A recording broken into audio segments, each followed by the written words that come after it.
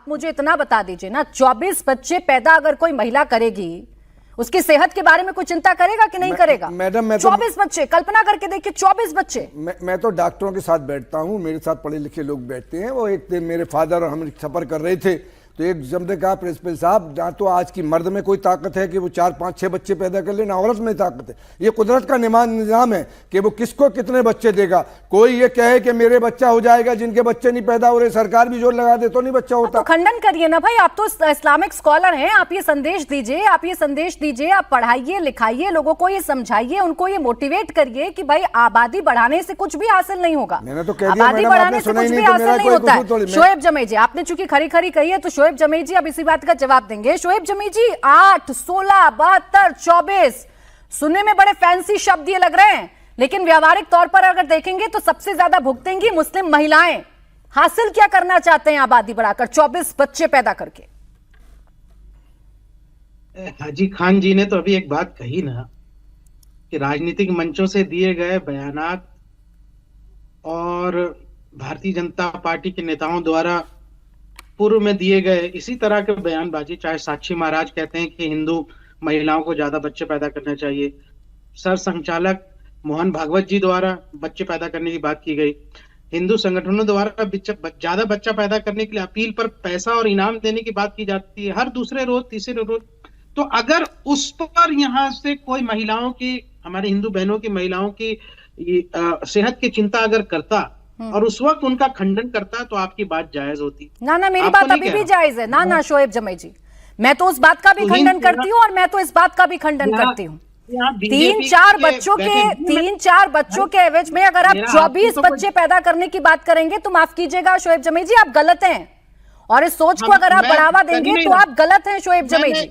इस पे जा ही नहीं रहा हूँ। देखिए प्राची जी, आप राजनीतिक पार्टी नहीं है, हमारा आपसे कोई राजनीतिक मतभेद नहीं है, मैं तो सीधा बीजेपी के यहाँ बैठे इसलिए मैं पूछ रहा हूँ। आपने मंच दिया, बहुत शुक्रिया, पर मैं उनसे कहता हूँ कि अगर आप अपने नेताओं की इसी तरह के बयानबाजी के खिलाफ एक्शन लेते या शोएब जमी जी, बेहतर होगा ना कि आज आप अपने नेता के बारे में बोले। भारतीय जनता पार्टी अपने नेताओं के बारे में बोलेगी, वो अपने नेताओं के लिए जिम्मेदार है।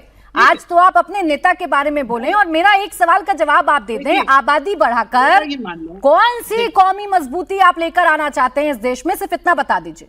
क्या हासिल करवाना चाहते हैं आप मुसलमानों को 24 बच्चे की बात कहकर, 1 दर्जन 2 दर्जन बच्चों की बात कहकर? आप मुझे दो मिनट का समय दीजिए। बोले ना, बोले। देखिए कि इस देश में 140 करोड़ से ज्यादा की आबादी है, हम चाइना से भी ज्यादा आगे हो गए आबादी में, जिसमें से 100 करोड़ की आबादी के लगभग जो है वो नॉन मुस्लिम समुदाय हैं, हिंदू समुदाय के लोग हैं 80 करोड़, बाकी अल्पसंख्यक हैं और आदिवासी हैं। मुसलमान भी 35-37 करोड़ 38 करोड़ के अराउंड रखता है। ठीक है, एक अलग बात है आबादी कम।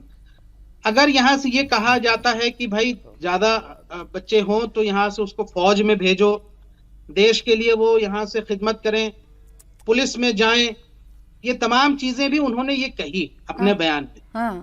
लेकिन आपने जो तो चले बताई दें, अच्छा चले बताई दें शोएब जमी जी, अभी दूध का दूध और पानी का पानी कर देते हैं। चलिए आंकड़ा मेरे सामने रख दीजिए, कितने लोग हैं जो आप कह रहे हैं ना कि फौज में जाएं, देश की सेवा करें या बड़े बड़े ओहदों पर जाएं, तो मुझे बता दीजिए कि आबादी बढ़ाने से, जितनी आबादी आप मुझे बता रहे हैं उसमें से कितने प्रतिशत ऐसे मुसलमान भाई बहन हैं मेरे जो ऊंचे ऊंचे ओहदों पर बैठे हैं या जिनका नाम है दुनिया में, बता ही दीजिए। बहुत बड़ी तादाद में है इस देश में, क्या पूरी दुनिया भर में यहाँ से 250 करोड़ से ज्यादा मुसलमान हैं। और दुनिया के तमाम बड़े बड़े पदों पर, चाहे माइक्रोसॉफ्ट के सीईओ हों या देश की कर्नल सोफिया हों, वो सब इसी समाज से आती हैं, अपने देश की सेवा कर रही हैं। मैं ये कहता हूँ राजनीतिक तंज उत्तर प्रदेश के मुख्यमंत्री पर था, बीजेपी के नेताओं पर था, जिनके परिवार नहीं है, जो परिवार को नहीं मानते, इसलिए उन्होंने एक राजनीतिक ये बहस दूसरी तरफ लेकर जा रहे हैं। आप तंज कसिए, आप राजनीतिक रस्साकसी करिए, आप राजनीतिक बयान दीजिए, लेकिन आप तो यहाँ जनसंख्या डिसबैलेंस की बात कर रहे हैं शोएब जमी जी। आप तो यहाँ बड़े फख्र से बता रहे हैं 8, 16, 72 और 24। मुझे तो इसका मतलब आप बता दीजिए। आप जो आंकड़े बता रहे हैं, मैं भी आंकड़े लेकर बैठी हूँ, मैं भी देख रही थी शोएब जमी जी, और मैं भी पता करने की कोशिश कर रही थी कि अगर आबादी बढ़ेगी तो क्या हासिल हो जाएगी। क्या आप जानते हैं कि देश के औसतन साक्षरता जो हमारा दर है उसमें 10% पिछड़े हुए हैं हमारे देश के मुसलमान भाई। आबादी बढ़ाएंगे तो उनकी साक्षरता का ध्यान तो रखेंगे। फौज में काम करेंगे, पुलिस में काम करेंगे। अरे तो बिना पढ़े लिखे कर लेंगे, बिना पढ़े लिखे कर लेंगे शोएब जमे जी, कर लेंगे से क्या होता है? कितनों ने किया ये बताइए ना मुझे, कितनों ने किया ये बताइए। आंकड़ा मेरे पास है शोएब जमे जी, आप कहने में अच्छा लगता है, बड़ा फैंसी लगता है जो आपके नेता ताल ठोक कर कहते हैं और उस पर तालियां बजवा लेते हैं, लेकिन ये साक्षरता दर क्या बता रही है मुझे बताएं ना। देश की औसतन साक्षरता दर ये कह रही है कि 10% पिछड़े हुए हैं हमारे देश के मुसलमान भाई, इस पर भी बात करिए ना। देखिए एक बात ये सवाल समझिए कि अगर आप कहते हैं कि जी मुसलमान तो यहाँ से अल्पसंख्यक नहीं रहा है, वो देश का दूसरा सबसे बड़ा बहुसंख्यक है, तो भाई लेवल प्लेइंग फील्ड कब होगा? लेवल प्लेइंग फील्ड तो तब होगा जब सभी अच्छा, बड़ा खूब। ये लेवल प्लेइंग फील्ड के जरिए आप बलि चढ़ा दीजिए मुस्लिम महिलाओं की, उनके स्वास्थ्य का ध्यान मत रखिए आप और बड़ी बड़ी फैंसी बातें करिए। नहीं शोएब जमे जी, ये तर्क आपके ठीक नहीं है। मैं तो आंकड़े लेकर बैठी हूं, आपके पास कोई अच्छा और बेहतर आंकड़ा हो तो मुझे बताइएगा।